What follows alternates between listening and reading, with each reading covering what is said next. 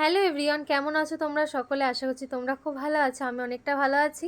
তো আজকে একটা ব্লগ ভিডিও নিয়ে চলে আসলাম। আর অনেক দিন তোমাদের ব্লগ ভিডিও আমি শেয়ার করি না। তো এখানে আমি চলে এসেছি একটু রান্নাবান্না করতে। আর রান্নাবান্না বলতে কি, আমার নিরামিষের দিন একটু বেশি অন্য কিছু খেতে ইচ্ছা করে, কিন্তু আমি নিরামিষটা অতটা পছন্দ করি না। আর তোমরা কারা কারা এরকম নিরামিষ খেতে পছন্দ করো না অবশ্যই কমেন্ট করে কিন্তু জানিও।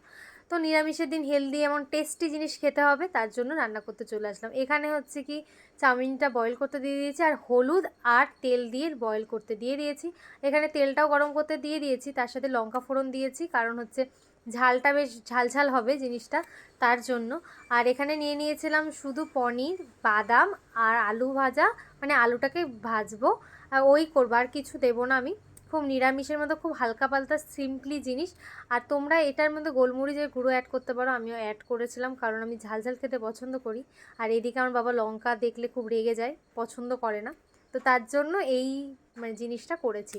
আর খেতে খুব ভালো হয়েছে বাবা বলল। আর আমি কোনো সস অ্যাড করি না, কারণ আমার সস টস অত ভালো লাগে না। শুধু লাস্টে একটু টমেটো সস অ্যাড করে দিয়েছিলাম, মানে ওপরে জাস্ট সাজানোর জন্য।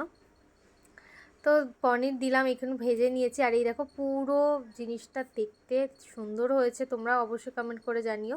আর তোমরা আবার ট্রাই করে দেখো, খুব টেস্টি হবে। চলো আজকের মতো টাটা।